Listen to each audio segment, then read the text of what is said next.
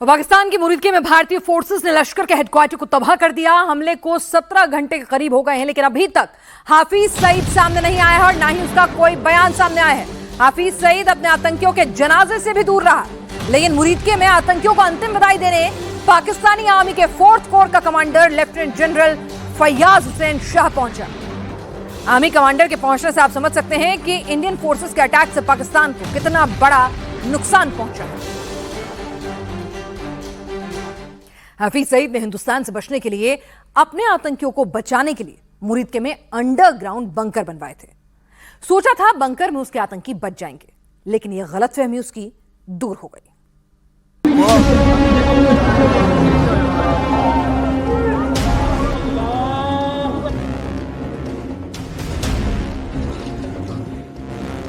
ये मस्जिद तैयबा मरकज उमरकरा के अंदर ये नुकसान है।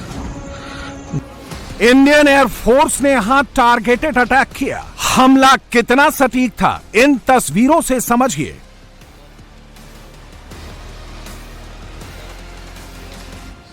तैयबा मरकज की छत में बड़ा सा होल है। इमारत की खिड़कियों के शीशे टूटे हुए हैं। जगह जगह मलबा बिखरा पड़ा है।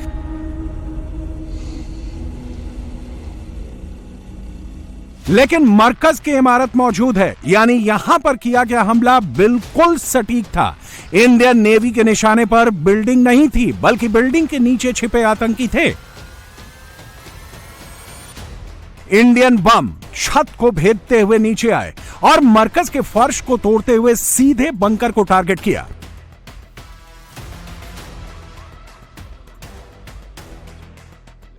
दो 2018 में आतंकी सरगनाओं ने छिपने के लिए अपने अपने मरकज और मस्जिदों के नीचे ही बंकर तैयार कराए थे। बंकर के भीतर ही रहने की सुविधा के साथ कम्युनिकेशन की भी फैसिलिटी मौजूद थी। इन बंकरों को बनाने में चीन ने आतंकियों की मदद की थी। आतंकी बंकर के नीचे खुद को सुरक्षित समझ रहे थे, लेकिन जब भारत ने स्ट्राइक किया तो यही बंकर आतंकियों के कब्रगाह में तब्दील हो गया।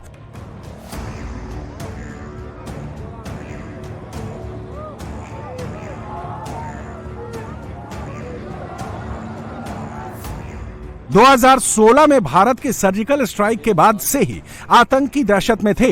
उन्हें भारत के हमले का डर सताने लगा था।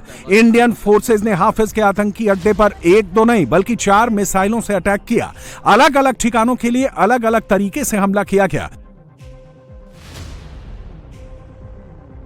यानी जहां बंकर में आतंकियों के होने की खबर थी, वहां बंकर उड़ाया और जिस इमारत में आतंकी छिपे थे, वहां उस पूरी इमारत को ही जमींदोज कर दिया गया। भारत ने 50 सेकंड के भीतर मुरीदके में 4 बम गिराए। निशाने पर वो सभी ठिकाने थे जहां आतंकियों के छिपे होने का इनपुट था। भारत के हमले में मरकज तैयबा की छत और प्रशासनिक इमारत पूरी तरह से तबाह हो गई।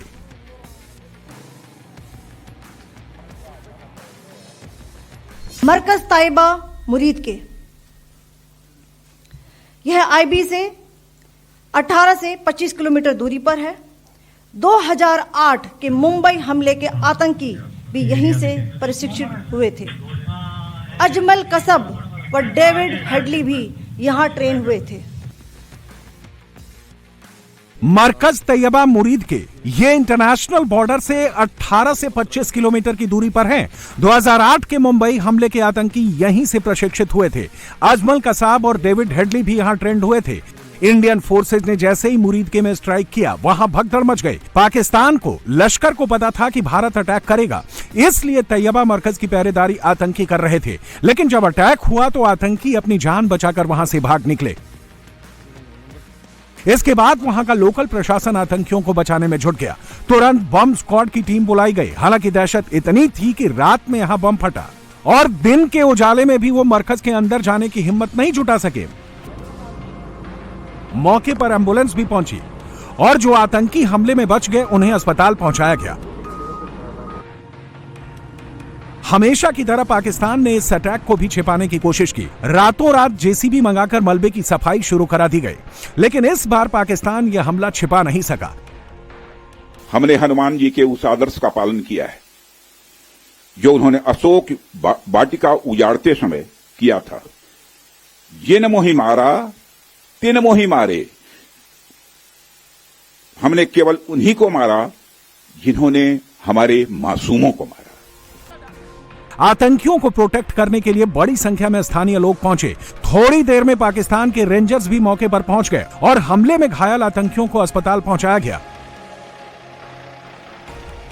पाकिस्तान में आतंकियों को किस तरह पनाह दी जाती है, दहशतगर्दों को कैसे पुलिस की सिक्योरिटी मिलती है, ये पूरी दुनिया को पता है। लेकिन भारतीय हमले के बाद मुरीदके से आई इन तस्वीरों में एक बार फिर पाकिस्तान के झूठ को बेनकाब कर दिया। जिस मरकज में बैठकर हाफिज सईद आतंकी वारदातों की प्लानिंग करता था, उस मरकज को चारों तरफ से लोहे के तारों से घेरा गया था।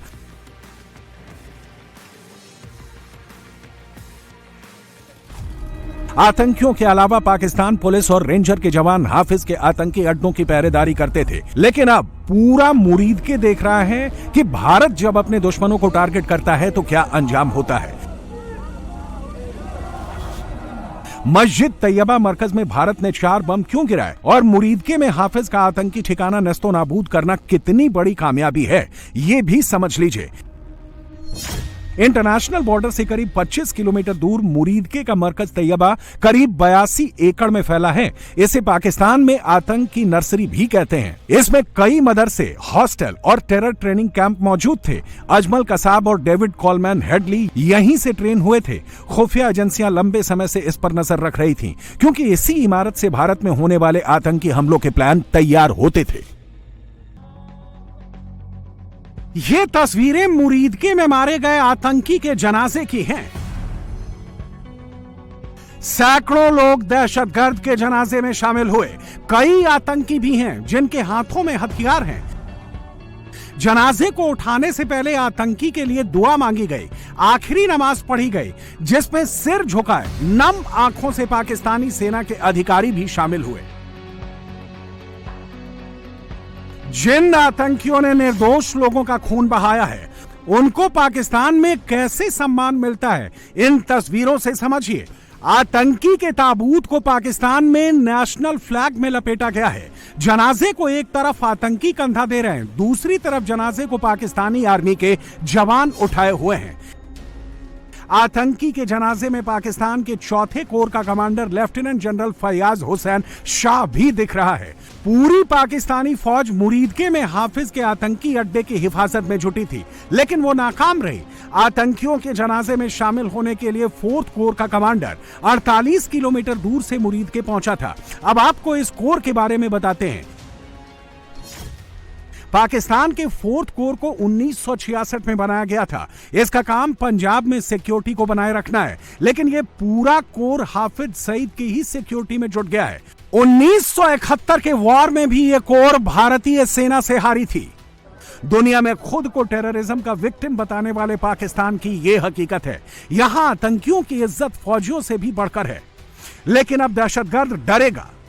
आतंकी ठिकानों पर रात गुजारने से डरेंगे। इंडियन फोर्सेस के अटैक में पाकिस्तान और हाफिज सईद का जबरदस्त नुकसान हुआ है। उसके कई हाई वैल्यू टारगेट मारे गए हैं। इन आतंकियों की तलाश इंडियन एजेंसियां लंबे समय से कर रही हैं। भारत के हमले के बाद पाकिस्तान में फुल कंफ्यूजन है। इंडियन फोर्सेस के हमले में कौन बचा, कौन मारा गया, यह ना तो पाकिस्तान की सरकार को पता है और ना ही उसकी फौज को। इस आतंकी का नाम हाफिज अब्दुल मलिक है। इंडियन स्ट्राइक में मारा गया मलिक लश्कर का एक बड़ा ऑपरेशनल कमांडर था।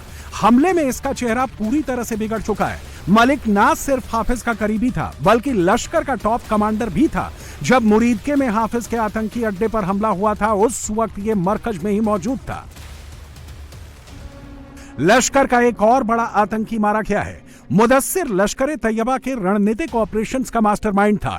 मुदस्सिर विदेशी आतंकियों से जुड़ी साजिशों की प्लानिंग करता था, लेकिन बुधवार को उसके लिए आखिरी दिन साबित हुआ। अभी तो मुरीदके में इन 2 बड़े आतंकियों के मारे जाने की पुष्टि हुई है। असल नंबर 30 या इससे भी कहीं ज्यादा है। भारत ने मुरीदके में अटैक कर दिया है। हाफिज के आतंकी ट्रेनिंग सेंटर को नस्तो नाबूद कर दिया है, लेकिन अभी भी यहाँ के लोगों में दहशत बरकरार है। चश्मदीदों ने बताया कि कैसे कुछ ही पल में यहाँ सब कुछ तबाह हो गया।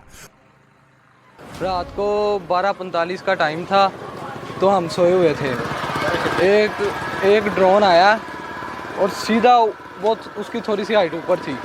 उसके बाद 3 ड्रोन आए हैं, वो तीनों का ताकुब मस्जिद थी, उन्होंने मस्जिद पर हमला किया, जिससे मस्जिद का सेन, मस्जिद के आगे एडमिनिस्ट्रेटिव ऑफिस और उसके आगे मस्जिद की छत वो सारी तबाह हो गई थी। और एक अफराद था, वो अपनी ड्यूटी पे छत पे बैठा हुआ था, वो इसके शहीद हो गया।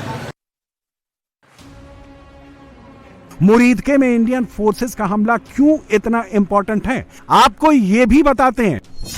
मुरीदके लश्कर तैयबा का हेडक्वार्टर है। जब लश्कर पर बैन लगा तो हाफिज सईद ने जमातुद दावा नाम से मुखौटा संगठन बनाया, जो सामाजिक कामों के बहाने टेरर फंडिंग और टेररिस्टों को ट्रेनिंग देता था। इसका नेटवर्क इतना बड़ा है कि पूरे पाकिस्तान में इसके 2500 मदरसे और ऑफिस हैं। 2008 में पाकिस्तान ने इसे बैन कर दिया था और FATF ने ग्रे लिस्ट में भी डाला, लेकिन यह संगठन दूसरे नाम से टेरर एक्टिविटीज में शामिल रहा। लश्कर ने भारत में 1-2 नहीं बल्कि दर्जनों आतंकी वारदातों को अंजाम दिया है। 2000 में चिट्टी सिंहपुरा में 35 सिखों की हत्या, 2006 में मुंबई लोकल ट्रेन में ब्लास्ट जिसमें 180 से ज्यादा लोगों की मौत हुई, 2008 में मुंबई अटैक, इसमें भी 166 लोगों को अपनी जान गंवानी पड़ी। मुरीदके पर हमला सीधे सीधे आसिम मुनीर और शहबाज शरीफ के लिए चैलेंज है, क्योंकि जिस मुरीदके पर हमला हुआ वो पंजाब प्रांत में है। पाकिस्तान की एस्टैब्लिशमेंट में पंजाब का सबसे बड़ा दखल है। पाकिस्तान की आर्मी का चीफ और पाकिस्तान का प्रधानमंत्री भी पंजाब प्रांत से ही आते हैं। सरकार और सेना पर आरोप लगता है कि वो पंजाब के लिए पाकिस्तान के दूसरे राज्यों के रिसोर्सेज का इस्तेमाल करता है, और अब उसी पंजाब के शहर पर हमला हो गया।